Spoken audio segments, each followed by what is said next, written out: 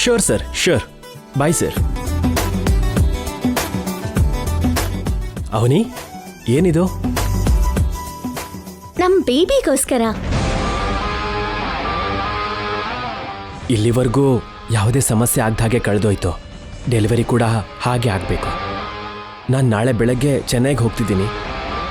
ನಾನು ಬರೋವರೆಗೂ ನಿನ್ನ ಮನೆಯಿಂದ ಕಾಲು ಹೊರಗಿಡಬಾರ್ದು. ವರ್ಕ್ ಫಿನಿಷ್ ಮಾಡಿಕೊಂಡು ಮ್ಯಾಕ್ಸಿಮಮ್ ನಾಡಿದ್ದೇ ಬಂದ್ಬಿಡ್ತೀನಿ.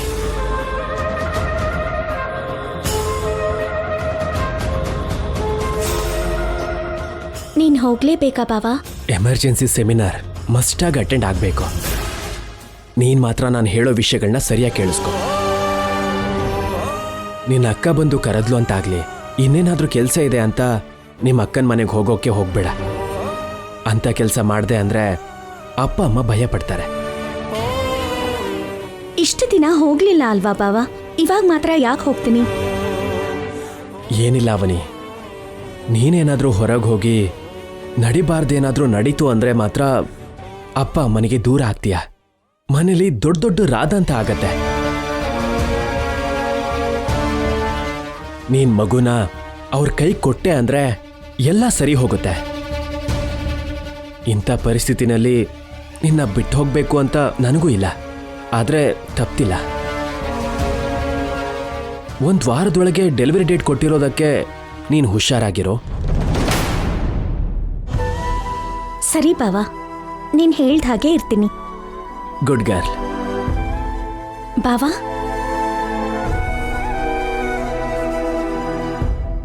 ಇದು ಹೇಗಿದೆ ನೋಡು.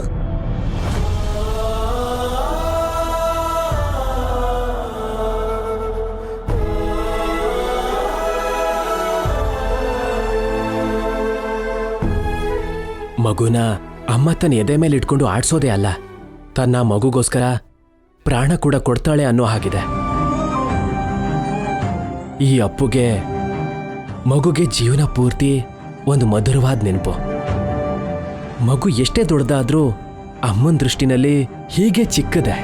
ಮಗುಗೆ ಅಮ್ಮನ್ನ ಮೀರಿರೋ ರಕ್ಷಣಾ ವಲಯ ಮತ್ತೊಂದಿರೋದಿಲ್ಲ.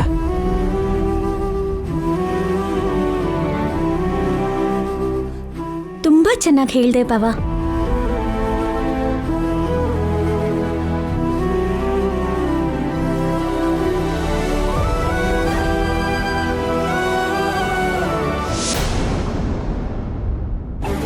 ಕೋಮು, ಬೇಬಿ ಆರೋಗ್ಯವಾಗಿ ಮುದ್ದಾಗಿರ್ಬೇಕು ಅಂತ ಕಾಸ್ಟ್ಲಿ ಮೆಡಿಸಿನ್ ತಂದಿದ್ದೀನಿ. ಸರಿ, ನೀನು ಹುಷಾರು, ನೀನು ಆರೋಗ್ಯನ ಹುಷಾರು. ನಾನು ಬರ್ತೀನಿ. ಕೃಷ್ಣ, ಇಂಥ ಸಮಯದಲ್ಲೂ ನನ್ನೊಟ್ಟಿಗೆ ಇರಲ್ವಾ ನೀನು? ಅದು ಹಾಗಲ್ಲ ಕೋಮು, ಲೇಟ್ ಆಯ್ತು ಅಂದ್ರೆ ಆ ನಿಹಾರಿಕಾ ಇದ್ದಾಳಲ್ವಾ, ಅವಳು ಫೋನ್ ಮೇಲೆ ಫೋನ್ ಮಾಡ್ತಾಳೆ. ಅವಳೇನಾದ್ರೂ ಗರ್ಭಿಣಿನ? ಇಲ್ಲ ಅಲ್ವಾ? ಅಬಾರ್ಷನ್ ಆಗಿ ಒಂದ್ ಮೂಲೆಯಲ್ಲಿ ಕೂತಿದ್ದಾಳಲ್ವಾ? ಅದು ಹೌದು, ಆದ್ರೆ ಗಂಡನ ಮೇಲಂತೂ ಸ್ವಲ್ಪ ಆದ್ರೂ ಯೋಚನೆ ಇರುತ್ತಲ್ವಾ. ಕ್ಯಾಂಪ್ಗೆ ಹೋಗ್ತಿದ್ದೀನಿ ಅಂತ ಹೇಳಿ ಒಂದ್ ವಾರ ನನ್ನ ಜೊತೆ ಇರ್ಬೋದಲ್ವಾ ಕೃಷ್ಣ? ಅದು ಹಾಗಲ್ಲ ಕೋಮು, ಅವಳ ಬಗ್ಗೆ ನಿನಗೆ ಗೊತ್ತಿಲ್ಲ. ನಾನು ಒಂದು ಕ್ಷಣನೂ ಕಾಣಿಸಿಲ್ಲ ಅಂದ್ರೆ ನನ್ನ ಮೇಲೆ ಫುಲ್ ಎನ್ಕ್ವೈರಿ ಮಾಡಿಸ್ತಾಳೆ. ಅವಳು ಅಂದ್ರೆ ನಿನಗ್ ಭಯ, ನಾನು ಅಂದ್ರೆ ನಿನಗ್ ಕೀಳು. ಕೋಮು, ಇವಾಗ ಆ ವಿಷಯದ ಬಗ್ಗೆ ಮಾತಾಡೋದ್ರಲ್ಲಿ ಯಾವ ಪ್ರಯೋಜನನೂ ಇಲ್ಲ. ದಯವಿಟ್ಟು ಆ ಟಾಪಿಕ್ನ ಬಿಟ್ಬಿಡು. ಬಿಟ್ಬಿಡು ಅಂತ ನೀನ್ ತುಂಬಾ ಸಿಂಪಲ್ ಆಗಿ ಹೇಳ್ತಿದ್ಯಾ. ಸದ್ಯದಲ್ಲೇ ನನಗ್ ಮಗು ಹುಟ್ಟುತ್ತೆ. ನನ್ನ ಪರಿಸ್ಥಿತಿ ಏನು ಮತ್ತೆ? ನಿನ್ ಮನೆಯವ್ರಿಗೆ ಇಲ್ಲಿವರೆಗೂ ನನ್ನ ಬಗ್ಗೆ ಹೇಳಿಲ್ಲ ನೀನು. ನನ್ನ ಫ್ಯೂಚರ್ ಏನು ನನಗೆ ಅರ್ಥನೇ ಆಗ್ತಿಲ್ಲ. ನೋಡ್ಕೋಮು, ಡೆಲಿವರಿ ಆದಮೇಲೆ ಏನೋ ಒಂದು ಮಾಡಿ ನನ್ನ ಪ್ರಯತ್ನ ನಾನು ಮಾಡಿ ಹೇಳ್ತೀನಿ. ಆದರೆ ಅಲ್ಲಿವರೆಗೂ ಸ್ವಲ್ಪ ಮ್ಯಾನೇಜ್ ಮಾಡ್ಕೋ. ಇದು ನಿಮ್ದೇ ವಂಶದ ರಕ್ತ. ಯಾವುದೇ ಪರಿಸ್ಥಿತಿಯಲ್ಲೂ ನಮಗ್ ಮಾತ್ರ ಅನ್ಯಾಯ ಆಗ್ಬಾರ್ದು. ಕೋಮು, ನಿನಗೂ ನಮ್ಮ ಮಗುಗೂ ನ್ಯಾಯ ಸಿಗೋ ಹಾಗೆ ನಾನು ಮಾಡ್ತೀನಿ. ಆದರೆ ನೀನು ಮಾತ್ರ ಧೈರ್ಯವಾಗಿರು. ನೀನು ರೆಸ್ಟ್ ತಗೋ, ನಾನು ಹೊಡ್ತೀನಿ. ಹುಷಾರು. ಬಾಯ್. ಹುಷಾರು, ಮಲ್ಕೋ. ಏನಾದರೂ ಬೇಕು ಅಂದರೆ ಕಾಲ್ ಮಾಡು. ಸರಿ.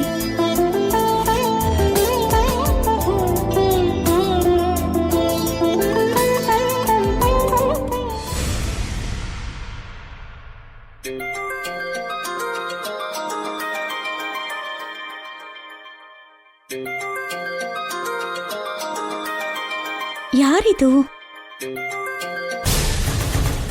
ಹಲೋ, ಹಲೋ, ನೀವು ಸುಜಾತ ಅವ್ರ ತಂಗಿ ಅವನಿಯವರಲ್ವಾ? ಹೌದು ರೀ. ನೀವು?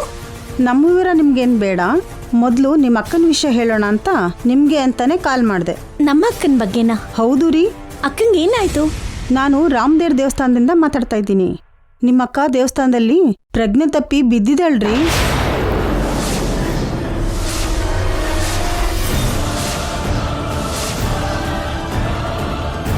ಏನು? ಹೌದು ರೀ. ನಿಮ್ಮ ಅಕ್ಕನ ಫೋನಿಂದ ನಂಬರ್ ತಗೊಂಡು ಕಾಲ್ ಮಾಡ್ತಾ ಇದ್ದೀನಿ. ನೀವು ತಕ್ಷಣನೇ ಬೇಗ ಬನ್ನಿ. ಹತ್ರ ಹಾಸ್ಪಿಟ್ಲ್ ಇದ್ರೆ ಮೊದಲು ಹಾಸ್ಪಿಟಲ್ಗೆ ಕರ್ಕೊಂಡು ಹೋಗಿ, ಇಲ್ಲ ಅಂದ್ರೆ ಅಕ್ಕಂಗೆ ಏನಾದರೂ ಅಪಾಯ ಆಗತ್ತೆ.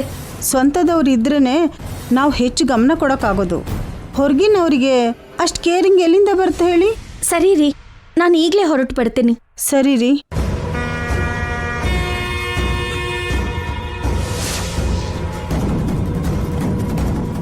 ಅವನಿವಾಗ ಭಯದಿಂದ ಹೊರಗಡೆ ಬರ್ತಾಳೆ ನೋಡು. ಈ ವಿಷಯನ ಮನೇಲಿ ಯಾರಿಗೆ ಹೇಳಿದ್ರು ಹೊರಗಡೆ ಕಳ್ಸಲ್ಲ. ಅತ್ತೆ ಮಾವ ಕೂಡ ಮನೇಲಿ ಇಲ್ಲದೆ ಇರೋದ್ರಿಂದ ನಾನು ತಕ್ಷಣ ಅಕ್ಕನ ಹತ್ರ ಹೋಗಿ ಬರಬೇಕು.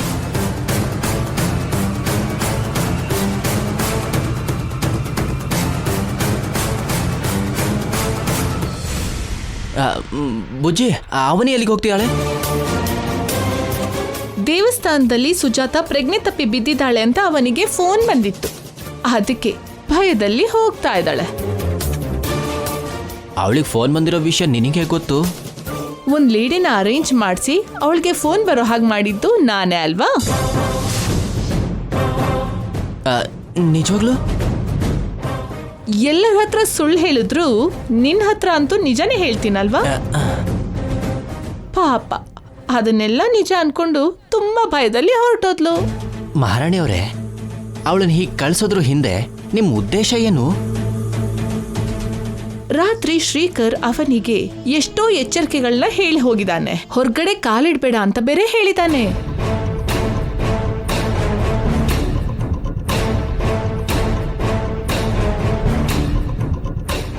ಒಂಬತ್ತು ತಿಂಗಳು ಗರ್ಭಿಣಿ ಆಗಿರೋ ಅವನಿ ಮೇಲೆ ಅತ್ತೆ ಮಾವ ಬರ್ತಿದ್ದ ಹಾಗೇನೆ ಡ್ರಾಮಾ ಶುರು ಮಾಡ್ತೀನಿ. ಓ,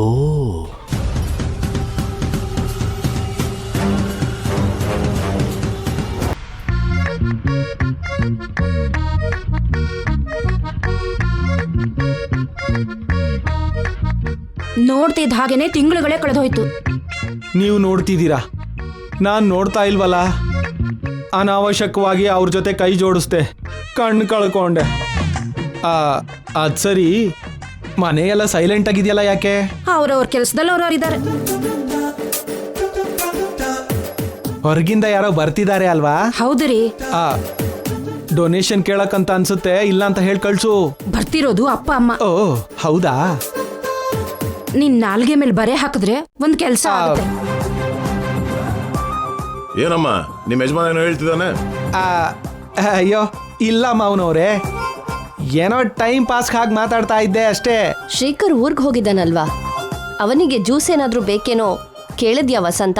ಕೇಳಲಿಲ್ಲ ಅಮ್ಮ, ನನ್ ಕೆಲಸದಲ್ಲಿ ನಾನು ಇದ್ಬಿಟ್ಟೆ. ಅವನಿ ಅವನಿ ಅವನಿ ರೂಮಲ್ಲಿ ಇಲ್ಲ ಅತ್ತೆ. ಅಡ್ಗೆ ಮನೆಯಲ್ಲೋ ಹಿತ್ಲಲ್ಲೋ ಎಲ್ಲಾದ್ರೂ ಇದ್ದಾಳಾ? ಅವಳ ಮನೆಯಲ್ಲೇ ಇಲ್ಲ ಅತ್ತೆ. ಮನೇಲಿ ಇಲ್ದೇನೆ ಎಲ್ಲಿಗೆ ಹೋಗ್ತಾಳೆ? ಜೊತೆಗೆ ತುಂಬ ಗರ್ಭಿಣಿ ಬೇರೆ. ಶ್ರೀಕರ್ ಕೂಡ ಚೆನ್ನೈಗೆ ಹೋಗೋಕ್ ಮೊದಲು ಹೊರಗಡೆ ಕಾಲಿಡ್ಬೇಡ ಅಂತ ಹೇಳಿ ಹೋಗಿದಂತಾನೆ. ಎಲ್ಲಿಗೆ ಹೋದ್ಲಿ ಇವಳು? ನಾವಂತೂ ಹಾಲ್ಗೆ ಈಗ್ಲೇ ಬಂದ್ವಿ, ನಮಗಂತೂ ಕಾಣಿಸ್ಲಿಲ್ಲ. ನನಗೂ ಕಾಣಿಸ್ಲಿಲ್ಲ. ನಿನಗೆಲ್ಲಿ ಕಾಣಿಸುತ್ತೆ? ತೈ ಅಂತ ಹೇಳಿ ಎಲ್ಲದ್ರಲ್ಲಿ ಯಾಕೆ ತಲೆ ಹಾಕ್ತೀಯ? ಇಲ್ಲಿದೆ. ಅವನಿಗೆ ಫೋನ್ ಮಾಡಿ ಗೊತ್ತಾಗೋಗುತ್ತಲ್ವಾ?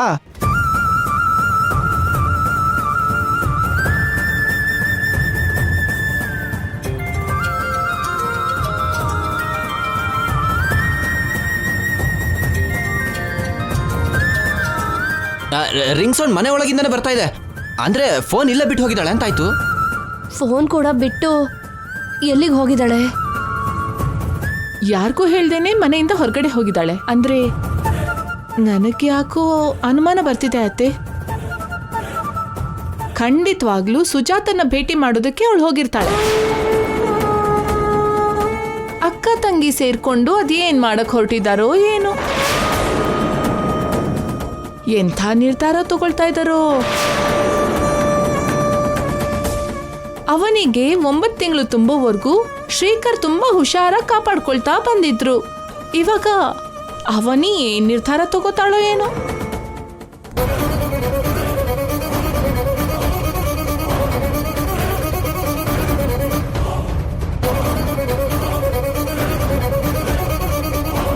ಅಕ್ಕ,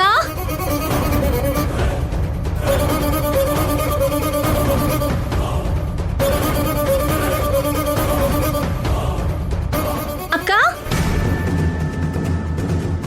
ಇಲ್ಲಿ ಕೇಳಿ. ಏನಮ್ಮ? ನಮ್ಮ ಅಕ್ಕ ಪ್ರಜ್ಞೆ ತಪ್ಪಿ ಬಿದ್ದೋಗಿದ್ದಾಳೆ ಅಂತ ಫೋನ್ ಬಂತು. ಇಲ್ಲಿ ಅಕ್ಕ ಕಾಣಿಸ್ತಾ ಇಲ್ಲ. ನೀವೇನಾದ್ರೂ ನೋಡಿದ್ರ? ಇಲ್ಲಮ್ಮ.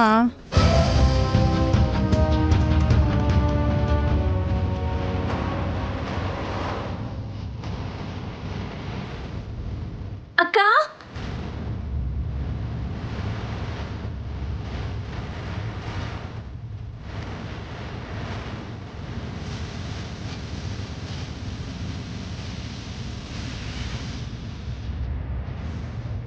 ಅಕ್ಕ,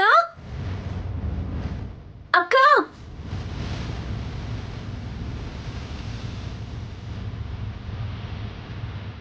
ಪುರೋಹಿತ್ರೆ, ಹೇಳಮ್ಮ.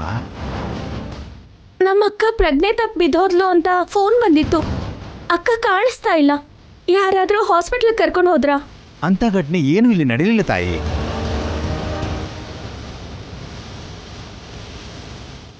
ಮತ್ತೆ ಅಂತ ಫೋನ್ ಯಾಕೆ ಬಂತು? ಯಾರು ಮಾಡಿರ್ತಾರೆ?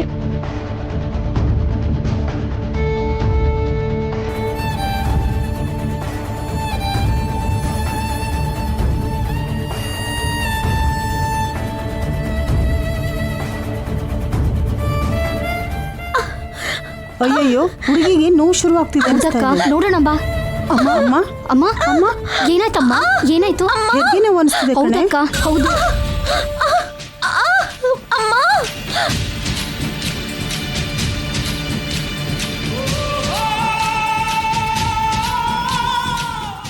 ಯಾವೂರಮ್ಮ? ನಿಮ್ ಜೊತೆ ದೇವಸ್ಥಾನಕ್ಕೆ ಯಾರು ಬಂದಿಲ್ಲ? ಹೋಗ್ಲಿ, ನಿಮ್ಮ ಮನೆ ನಂಬರ್ ಹೇಳಮ್ಮ, ಅವ್ರಿಗೆ ಫೋನ್ ಮಾಡ್ತೀವಿ.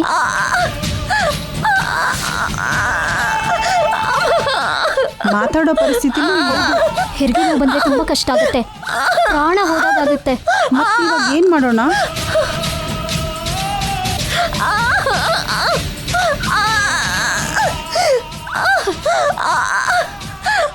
ಏನಮ್ಮ?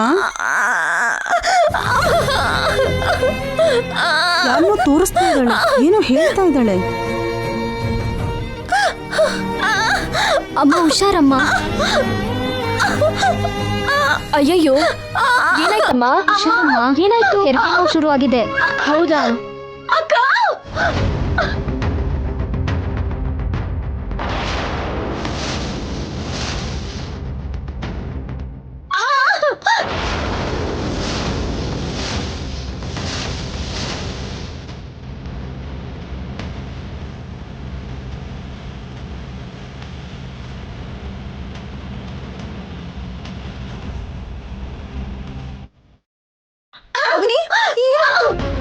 ಅಕ್ಕ, ನಿನ್ ತಂಗಿಗೆ ಹೆರಿಗೆ ನೋವು ಶುರು ಆಗಿದ್ಯಮ್ಮ.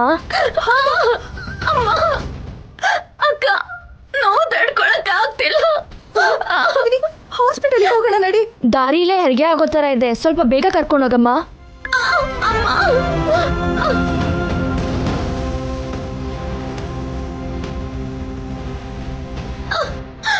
ಹಾಸ್ಪಿಟಲ್ ಸ್ವಲ್ಪ ಸಮಾಧಾನ ಮಾಡ್ಕೊ.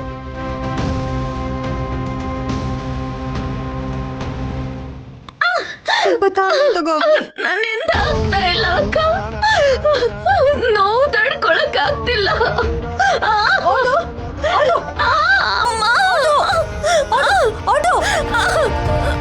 ಅವನಿ ಬೇಗ ಬಾ. ಇಷ್ಟೊತ್ತಿಗೆ ಅವನಿ ದೇವಸ್ಥಾನದ ಹತ್ರಕ್ಕೆ ಹೋಗಿರ್ತಾಳೆ.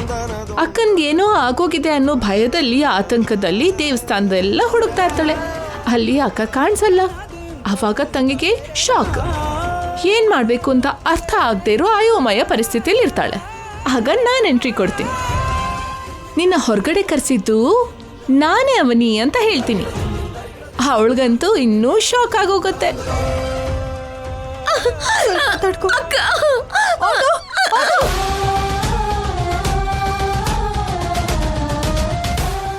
ಆಟೋ. ಯಾರಾದ್ರೂ ಬೇಗ ಬನ್ನಿ. ಅಕ್ಕ, ಪ್ರಾಣ ಹೋಗ್ತಿದೆ ಅಕ್ಕ.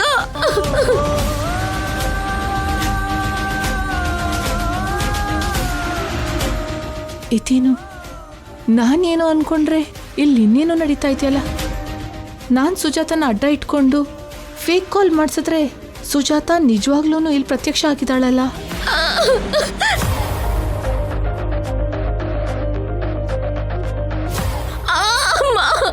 ಅವನಿ, ನೀವೇನು ಇಲ್ಲಿದ್ದೀರಾ? ಅಲ್ಲ, ನೀನು ಮನೆಯಿಂದ ಹೊರಗಡೆ ಕಾಲಿಡ್ಬಾರ್ದು ಅಲ್ವಾ? ಏನಾಯ್ತು? ಹೊಟ್ಟೆ ನೋವಾ ಇಲ್ಲ ಹೆರಿಗೆ ನೋವಾ? ನೋಡ್ತಿದ್ರೆ ಹೆರಿಗೆ ನೋವು ಥರನೇ ಇದೆ. ಟ್ರಾನ್ಸ್ಪೋರ್ಟ್ಗೋಸ್ಕರ ಕಾಯ್ತಾ ಇದ್ದೀರಾ? ಏನು ಬರೋ ಥರ ಕಾಣಿಸ್ತಾ ಇಲ್ವಲ್ಲ. ನನ್ನ ಕಾರಲ್ಲೇ ಹಾಸ್ಪಿಟಲ್ ಕರ್ಕೊಂಡು ಹೋಗ್ತೀನಿ, ಬನ್ನಿ. ನಿನ್ ಸಹಾಯ ನಮಗ್ ಬೇಕಾಗಿಲ್ಲ. ಸುಜಾತ ಅವರೇ, ಈ ಸಮಯದಲ್ಲೆಲ್ಲ ಹಠ ಮಾಡಬೇಡಿ. ನಿಮಗೆ ಸಹಾಯ ಮಾಡೋದಕ್ಕೆ ಆ ದೇವ್ರೆ ನನ್ನ ನಿಮ್ಮ ಹತ್ರ ಕಳ್ಸಿದಾನೆ ಅಂತ ಅನ್ಕೊಳ್ಳಿ ಸಾಕು. ಅಗತ್ಯ ಇಲ್ಲ ಅಂತ ಹೇಳ್ತಿದ್ದೀನಲ್ವಾ. ನೆರಳು ಕೂಡ ಈ ಸಮಯದಲ್ಲಿ ನನ್ನ ತಂಗಿ ಮೇಲೆ ಬೀಳ್ಬಾರ್ದು. ನೀನ್ ಹೋಗು ಇಲ್ಲಿಂದ. ಹೇಳ್ತಿದ್ದೀನಲ್ಲ, ಅರ್ಥ ಆಗ್ತಿಲ್ವಾ ನಿನಗೆ? ಹೋಗೆ. ಸರಿ, ನಿಮ್ಮ ಇಷ್ಟ. ಆಟೋ ಬಾ ಅವನಿ.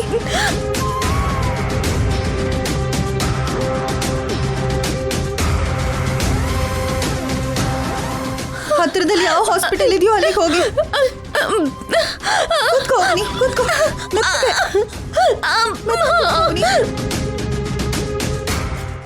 ಯಾವ ಹಾಸ್ಪಿಟಲ್ಗೆ ಹೋಗ್ತಾ ಇದ್ದಾರೆ ಅಂತ ತಿಳ್ಕೊಳ್ಬೇಕು.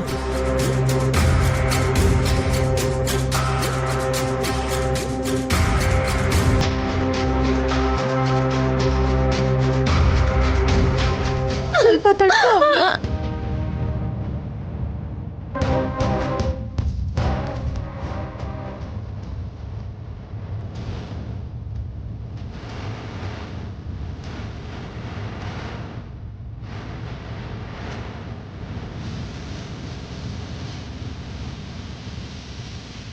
ಅವನಿ ಪ್ರೆಗ್ನೆನ್ಸಿ ಫೇಲ್ ಮಾಡೋದಕ್ಕೆ ಇಷ್ಟು ದಿನ ನಾನು ಏನೇನೋ ಪ್ರಯತ್ನ ಮಾಡಿದೆ, ಆದರೆ ಆಗಲಿಲ್ಲ.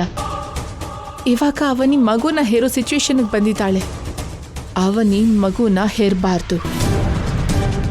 ಭಗವಂತ, ನನ್ನ ತಂಗಿಗೆ ಯಾವುದೇ ಅಪಾಯ ಆಗದಿರೋ ಹಾಗೆ ನೋಡ್ಕೋ ತಂದೆ.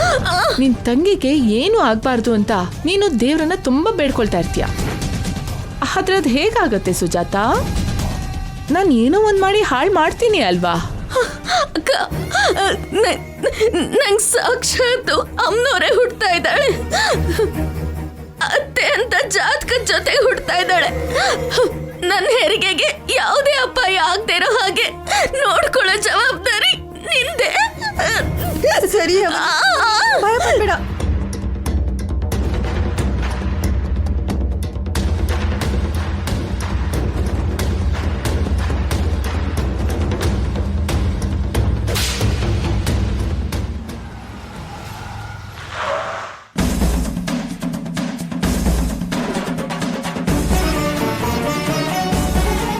ಮತ್ತೆ 4 days ಬೇಬಿನ ಇನ್ಕ್ಯುಬೇಟರ್ ಅಲ್ಲಿ ಇಡಬೇಕು. ಅಲ್ಲಿವರೆಗೂ ಡಿಸ್ಚಾರ್ಜ್ ಮಾಡೋಕ್ಕಾಗಲ್ಲ, ಸರಿನಾ? ಹಾಗೆ ಆಗ್ಲಿ ಡಾಕ್ಟರ್.